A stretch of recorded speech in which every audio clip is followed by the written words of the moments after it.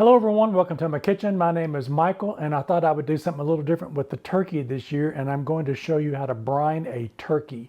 So before we get started with that, we need to get our turkey, and I've got a 13.5 pound turkey here that I have, and it was frozen and I did put it in the refrigerator so it's completely thawed out. So we're going to go from the point where it's thawed out now. I've taken the bag off of it and I've given a little rinse on the outside with some fresh water. Now when you're selecting your turkey, you want to make sure you read the label that's on the turkey, because what you don't want to get is you don't want to get one that's already brined, because then you might get a little bit too salty or a little bit too sweet, because we're going to be putting a little bit of sweetener in ours. If you look on the label on the ones that are brined, you'll see that they use salt and sugar in their brines when they make theirs, and that's what we're going to be using on ours today. So definitely, if you want to brine your own turkey, make sure that you get one that is not already brined. To make sure you read the label on that. I can't emphasize that one enough. All right, so I've got my turkey here. Like I said, I've got it out here on the counter. I've taken it out of the bag, given it a little rinse off in the sink, and we're going to go ahead and get started with our brine. So there's a couple of ways you can brine a turkey. There is a dry brine and a wet brine, and we're going to be doing the dry brine today. And we'll go through that whole process of how that works, and then we'll show you how to cook the turkey. And we're going to do a little bit different with our seasonings on our turkey too. So definitely we want to watch that all the way to the end so you can see what we do different than what we did last year. So if you checked out my other video on how I prepare a turkey, I'll put that link in the description box below. And that one is just basically cooking it in a roasting pan with seasonings on it. And so if you want to check out that video, definitely check that one out. And I'll put that link in that description box. And then as you're watching this one, you can make the determination, do you want to brine? Or if you couldn't find a turkey that didn't have a brine, then you can watch that video and cook your turkey in that manner that I did in the previous video. So let's get started with our seasonings here. I've got a 1/2 cup of salt.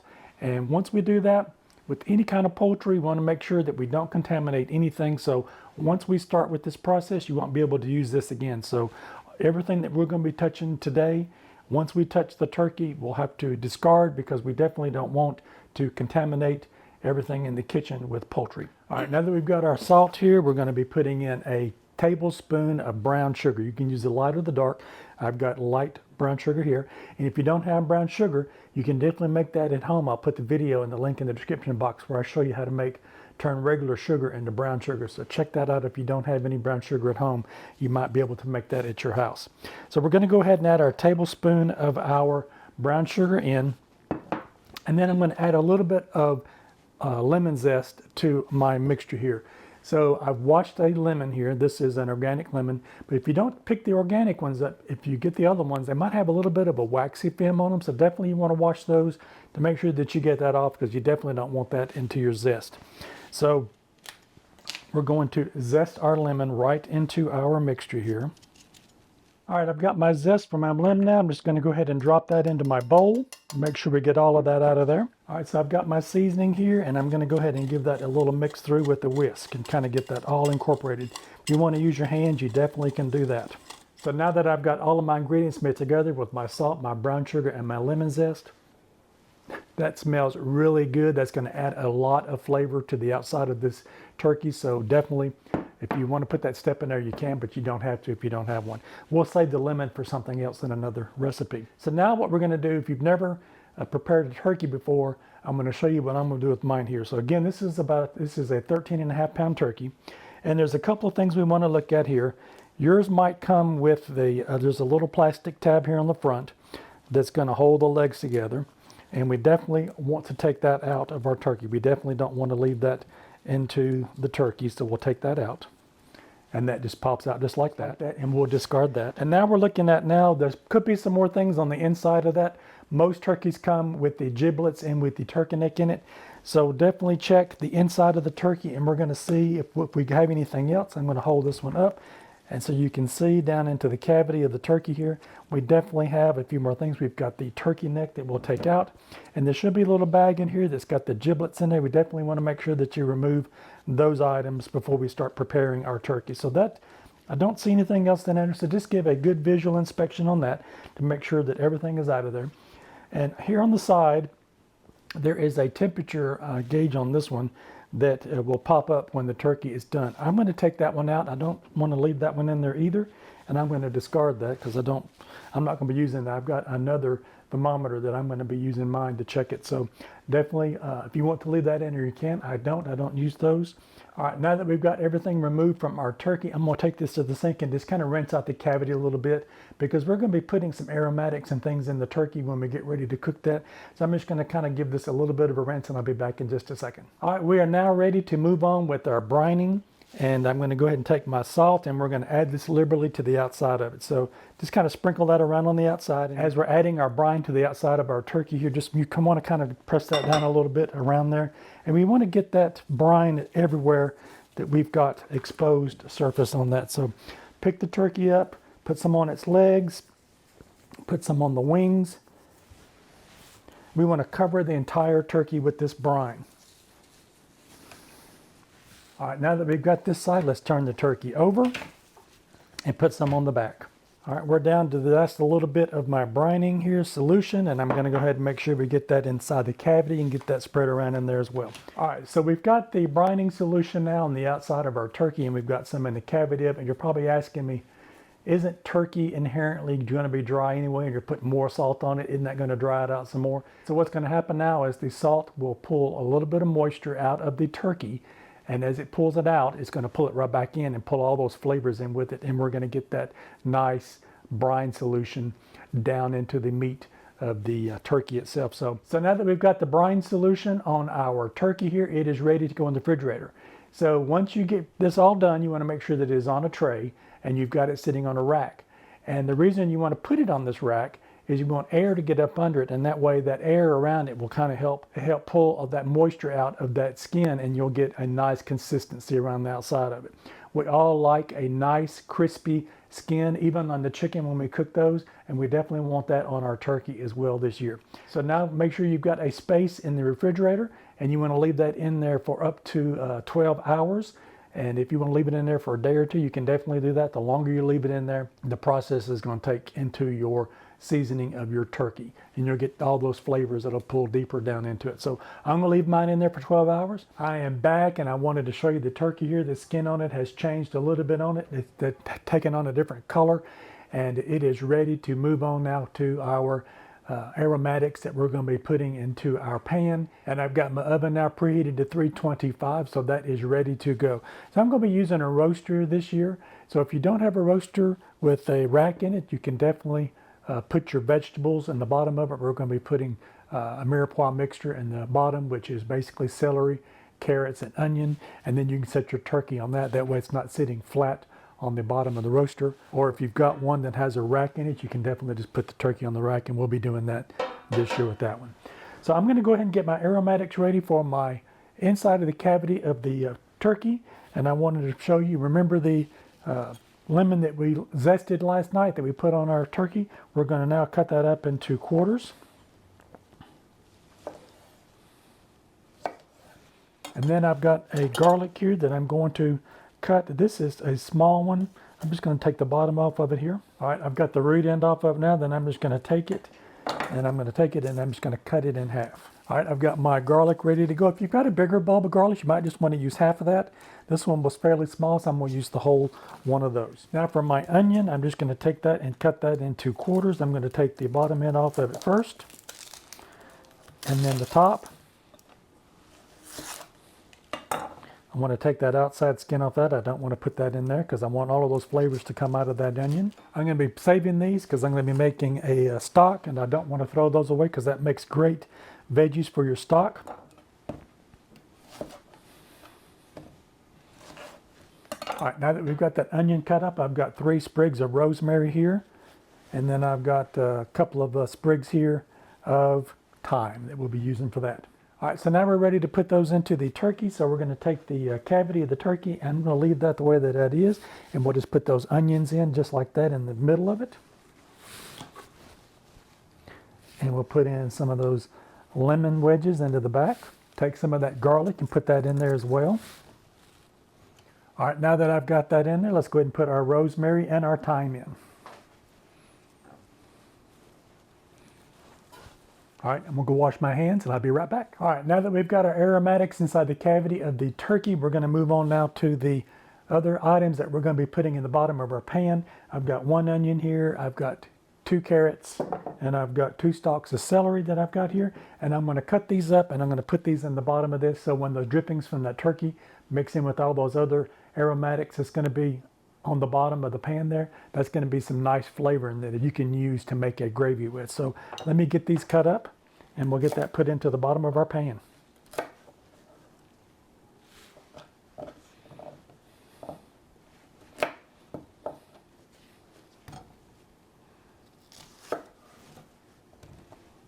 All right, now that we've got our veggies cut up, I'm just going to put those in the bottom of our roasting pan. And you can add as many of those as you like. If you want to add more, you definitely can do that. That way you can get more stock that comes out of it, and then you can just set your turkey on the top of it. Now I'm going to go ahead and get my rack, and I'm going to put that back into the pan. All right, so now we're ready to put our turkey in the roasting pan. And typically, what we might want to do is we might want to tuck the wings under the bottom of it, but I'm going to do something different this time with this one. I'm going to cook the turkey this time with the breast down. And the theory behind that is the juices that will be in the turkey won't settle on the back where you typically don't carve those. They'll actually have a chance to go back into the breast and make that a little bit more moist. So I'm going to put this in the oven, 325, and I'm going to put this in breast down in my rack here. And then after 1 hour, I'm going to come back and turn the turkey over and finish cooking it on the back side of the turkey.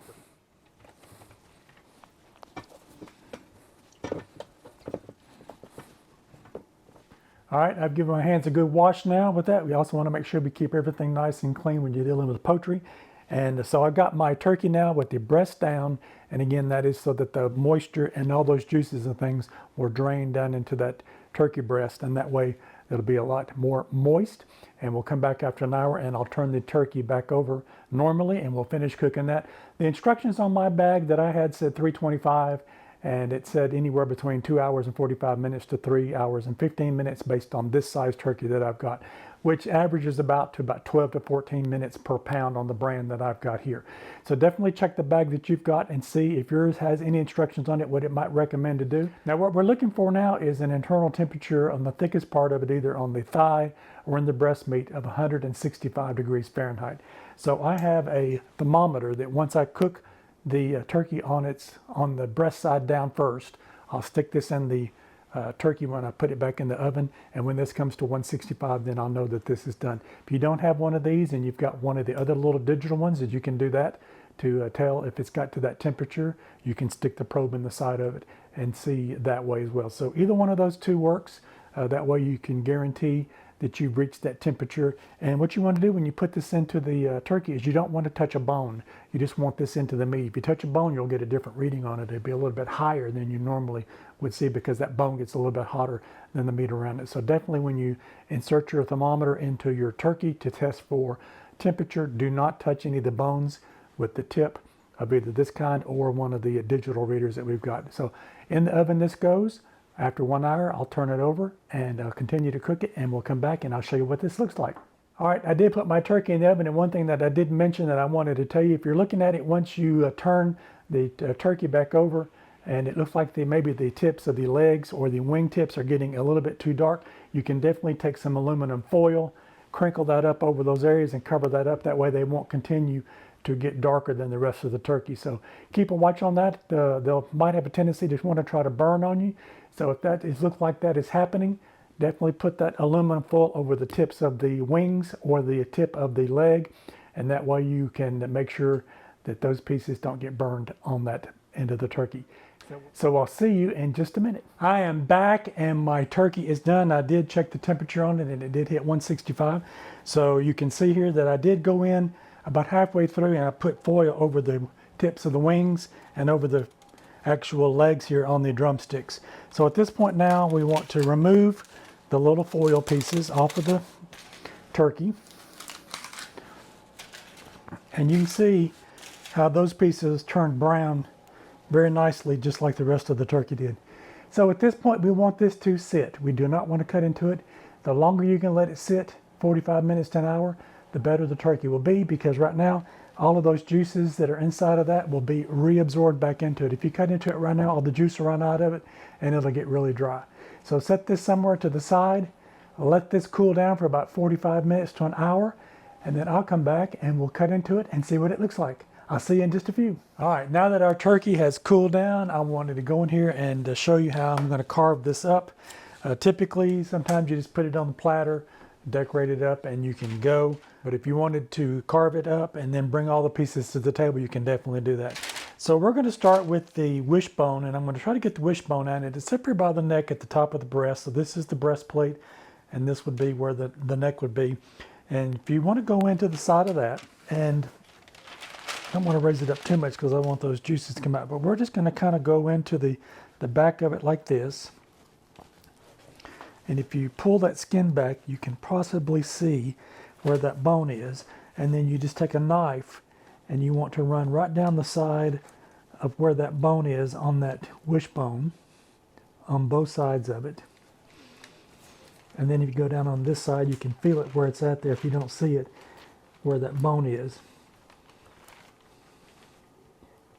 And then you can stick your finger in there and see if you can loosen it up to pull it out. I can tell you right now that I can see the juice coming out of this breast. It is really juicy. All right, so I got the top of it loose there. I'm going to pull up on the side here.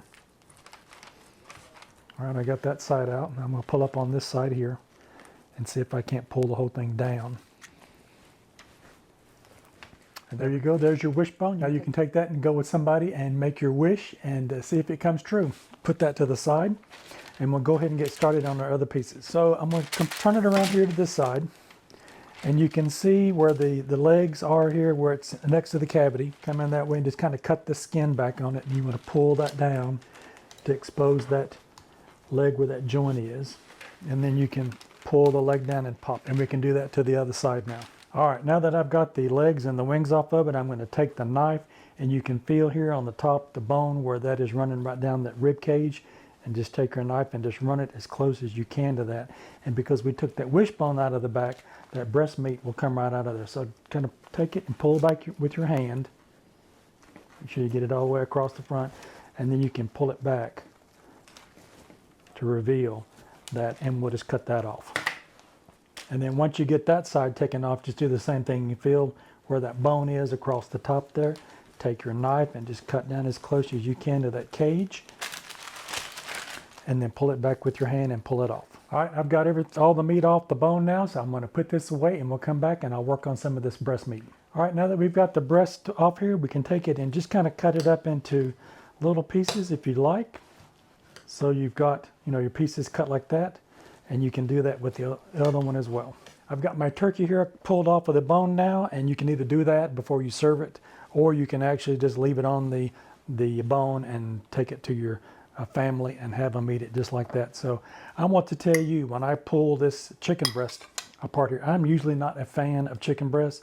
This is so tender and juicy, you are not going to believe how much this has really helped by turning that bird upside down and cooking the breast part first and then turning it over. So let's give this a taste and see what this tastes like. Oh my goodness. That is delicious. You get those subtle notes from those herbs and those vegetables that we put on the inside of it there. It's not overpowering. You can taste it just a little bit.